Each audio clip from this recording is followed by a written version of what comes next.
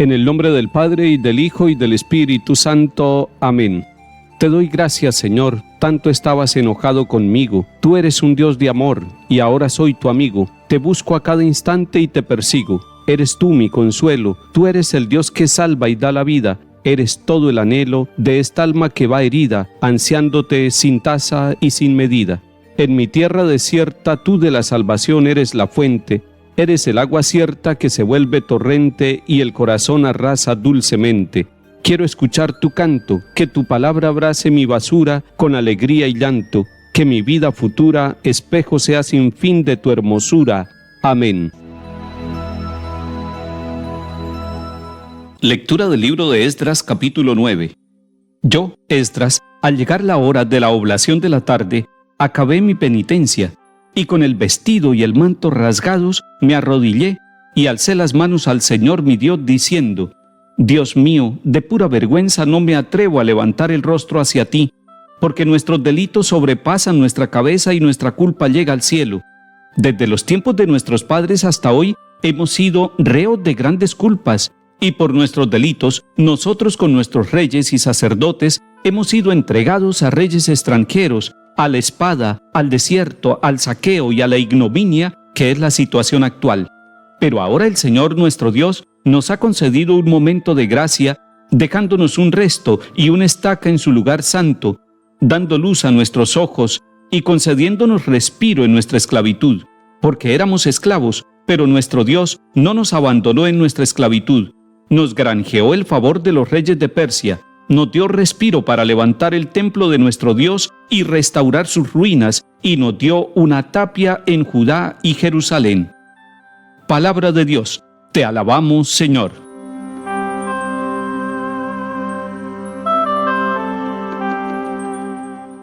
Esdras está haciendo una profunda oración penitencial, y la tenemos aquí en el capítulo 9.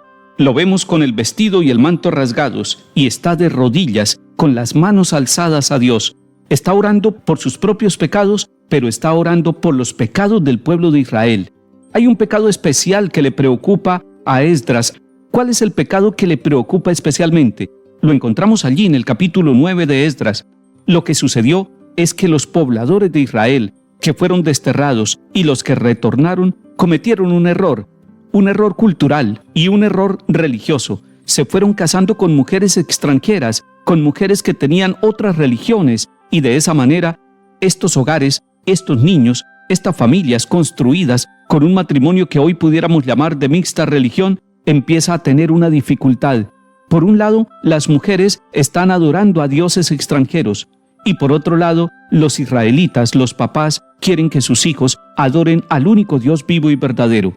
Pero esto se ha presentado por este intercambio cultural, porque han sido desterrados, porque han interactuado con otras culturas, con otros pueblos y con otras naciones. En ese contexto podemos entender por qué la oración de Esdras es una oración avergonzada, es una oración en la cual dice: no me atrevo ni siquiera a levantar el rostro hacia ti, Señor, la culpa nuestra ha llegado al cielo. Y dice también: por nuestros delitos, nosotros con nuestros reyes y sacerdotes hemos sido entregados a reyes extranjeros, a la espada, al destierro, al saqueo y a la ignominia, que es la situación actual. Es una oración con dolor, es una oración que brota del corazón, es una oración penitente.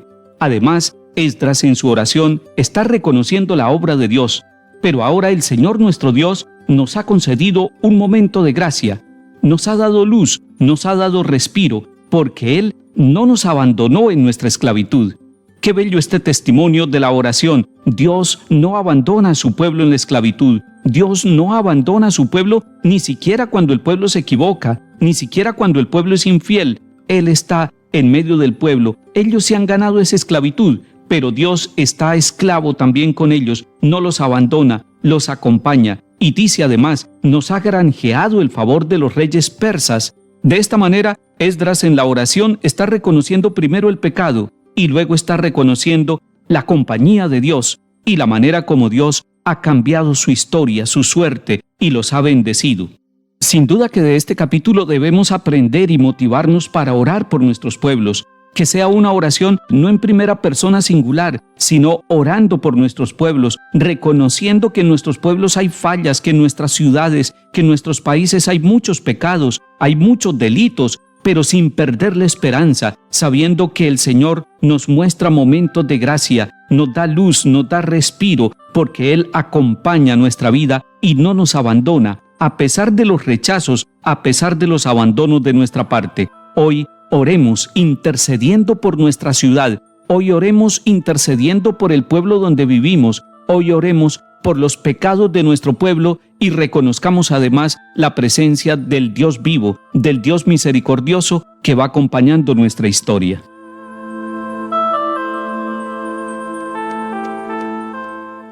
El salmo es tomado de Tobías 13. Él azota y se compadece, hunde hasta el abismo y saca de él, y no hay quien escape de su mano. Denle gracias, israelitas, ante los gentiles, porque Él nos dispersó entre ellos. Proclamen allí su grandeza, ensálcenlo ante todos los vivientes, que Él es nuestro Dios y Señor, nuestro Padre por todos los siglos.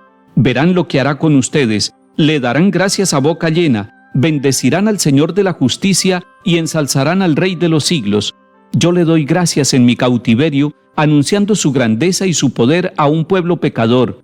Conviértanse, pecadores, obren rectamente en su presencia. Quizás les mostrará benevolencia y tendrá compasión. Lectura del Santo Evangelio según San Lucas, capítulo 9. En aquel tiempo, Jesús reunió a los 12 y les dio poder y autoridad sobre toda clase de demonios y para curar enfermedades. Luego los envió a proclamar el reino de Dios y a curar a los enfermos, diciéndoles: no lleven nada para el camino, ni bastón ni alforja, ni pan ni dinero, tampoco lleven túnica de repuesto. Quédense en la casa donde entren hasta que se vayan de aquel sitio. Y si alguien no los recibe, al salir de aquel pueblo sacúdanse el polvo de los pies para probar su culpa. Ellos se pusieron en camino y fueron de aldea en aldea, anunciando el evangelio y curando en todas las partes. Palabra del Señor. Gloria a ti, Señor Jesús.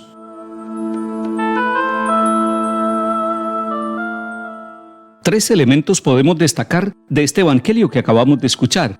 Primero, la reunión de los 12 apóstoles. Segundo, el poder y autoridad que Jesús les da. Y tercero, el envío de estos apóstoles. Miremos estos detalles. Jesús reunió a los 12. Ese reunirse con Jesús de los 12 es muy importante. Los 12 significa la apostolicidad. Son los 12 elegidos, son el nuevo pueblo de Israel.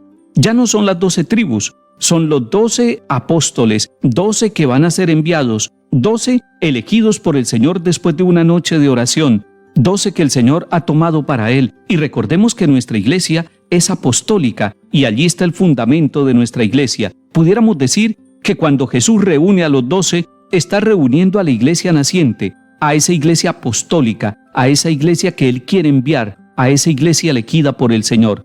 Siempre que nos reunimos a la Eucaristía, siempre que nos reunimos a la oración en el nombre del Señor, estamos repitiendo este gesto del Señor Jesús en Lucas 9, reunir a los 12. Y luego de reunirlos para vivir la comunión, para sentir la unidad con el Maestro, le da poder y autoridad. La iglesia por sí sola no tiene autoridad, la iglesia por sí sola no tiene poder. Es el Señor el que reviste de poder y de autoridad a los 12 apóstoles y a toda la iglesia en todos los tiempos. No tendríamos nosotros, los obispos, ni los sacerdotes, ninguna autoridad, por ejemplo, de perdonar pecados, de administrar los sacramentos, de predicar la palabra. No tendríamos ninguna autoridad que pudiéramos darnos a nosotros mismos si no fuera el Señor el que nos da el poder y la autoridad. Es un poder y una autoridad para el envío, para la misión. Y ese es el tercer momento. Los envía a proclamar el reino de Dios. Y el reino de Dios tiene unas manifestaciones. Son curados los enfermos. El reino de Dios es proclamado en medio de la pobreza, en medio de la austeridad, en medio de la libertad de los apóstoles. Ellos salen a cumplir la misión que el Señor les ha encomendado. Ellos se ponen en camino. La iglesia de todos los tiempos también se pone en camino. Y el Papa Francisco nos invita permanentemente a que nosotros nos pongamos en camino, a que salgamos a las calles, a que vayamos a predicar el Evangelio, a que anunciemos la buena noticia, esa buena noticia que Cristo le ha confiado a sus apóstoles y a toda la iglesia esa buena noticia de que Dios nos ama, de que Dios nos perdona, curen toda enfermedad y toda dolencia. El Señor Jesús nos reúne para vivir la comunión de los 12 apóstoles. El Señor Jesús le da poder a la iglesia y le da autoridad. El Señor Jesús envía a su iglesia para que con alegría anuncie el Evangelio, anuncie el reino de Dios. Que el Señor nos bendiga y acompañe en el nombre del Padre y del Hijo y del Espíritu Santo. Amén.